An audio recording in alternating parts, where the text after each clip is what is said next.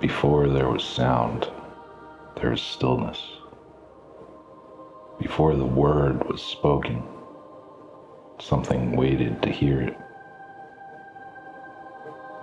There is a silence older than time. It is not absence, it is fullness held in breath. This is where liturgy begins. You think it begins with candles, with robes, with bells, but no.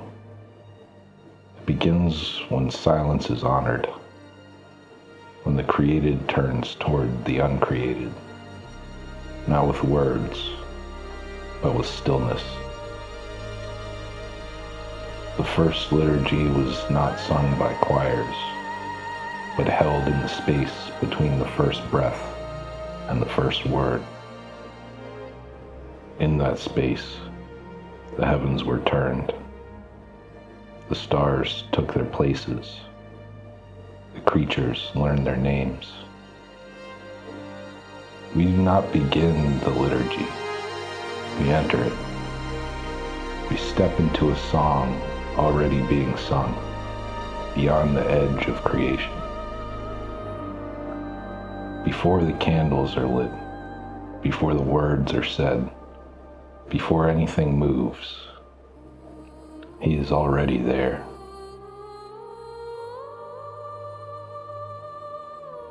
You think you walked into a building, but that's not what happened. You crossed a line, not of space, but of depth. A threshold where time bends, where earth and heaven touch in ways language can't follow. There are doors all around you, but not all are made of wood. Some open without sound. Some do not appear until you kneel. The liturgy begins at the door, but not the one behind you. The one you didn't know you crossed. The one that didn't open until you became still. This space isn't built, it's revealed.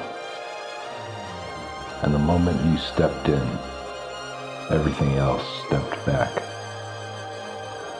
This is where angels stand with shoes removed. This is where martyrs watch in silence. This is not a memory. It is the present you forgot how to see. You're not in a room, you're in a throne room.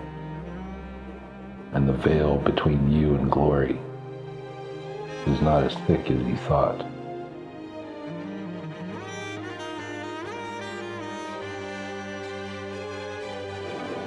You think you are bringing something, bread, wine, a gesture of thanks.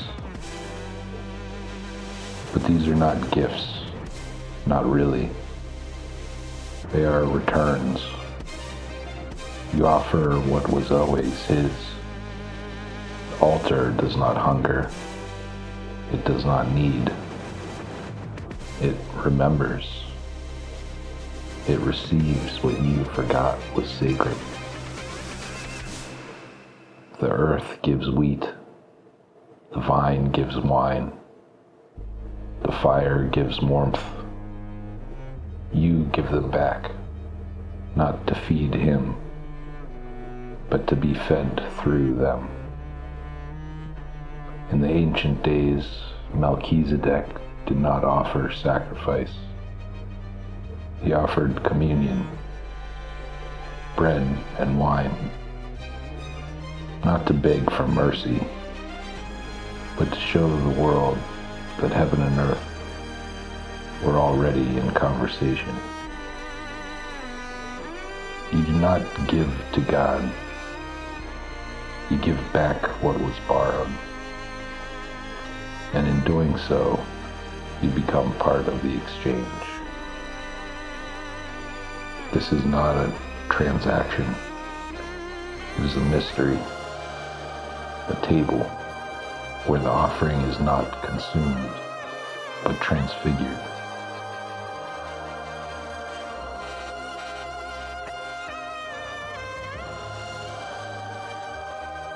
Not all words are sound.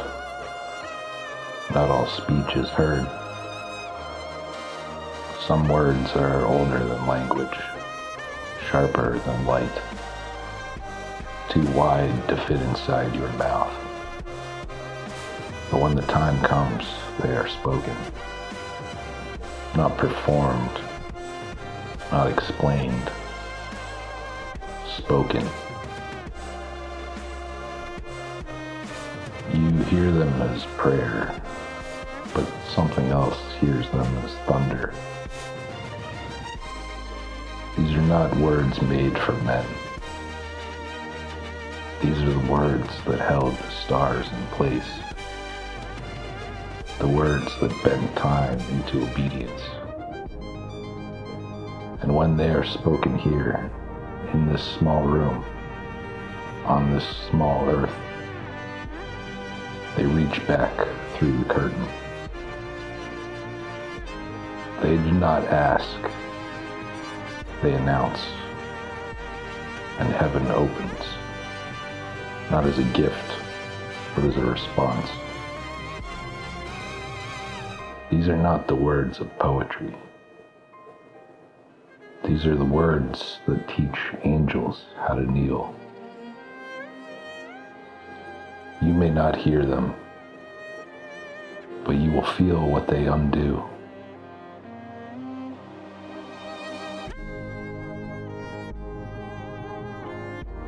You see a table. You see wood, linen, wine, bread. You think you see everything. But there are no edges here. The table does not stop where your eyes stop. It stretches backward, through centuries, and forward into the hour after time. At this table sit the living and the dead, the remembered and the forgotten, the angels who do not age, and the children who never had time to. They are not invited. They are already there. The veil between worlds thins here because it remembers being whole. The liturgy does not commemorate the past. It reveals the present as it truly is. Whole, connected, awake. You're not attending a service. You're standing in the middle of a throne room where death has no mouth. And the one at the head of the table is not just remembering you. He is waiting.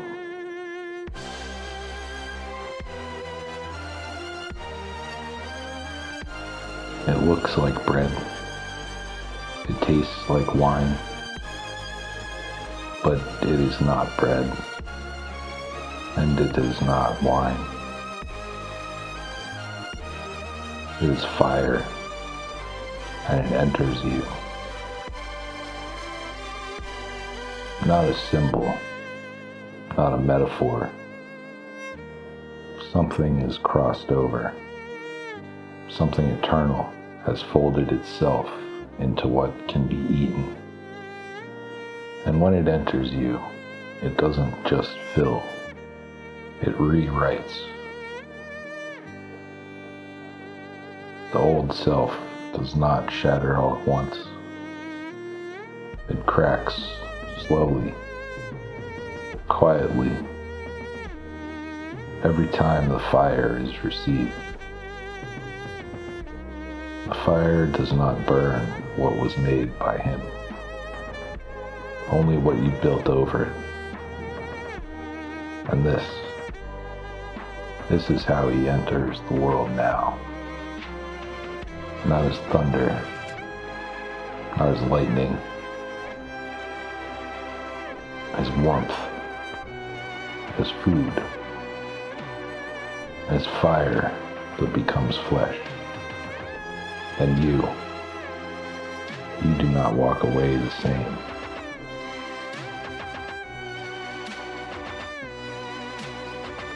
The candles go out. The vestments are removed. The final word is spoken. The service is over. But the liturgy does not end, because it never began. It was always happening. You were simply allowed to enter. And now, you walk back into the world. But it is not the same world, because you carry something now. Something still burns, even after the flame is hidden. Something sings, even when the words are forgotten. The saints walk beside you. The angels have not stepped away. The table is still set. The word is still echoing. Every breath you take now is inside the echo, what was revealed.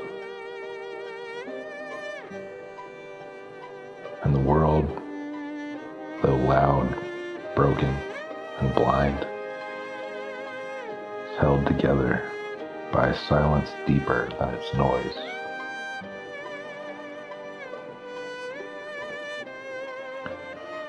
And every time the liturgy is served, the world is stitched back into place, again and again and again.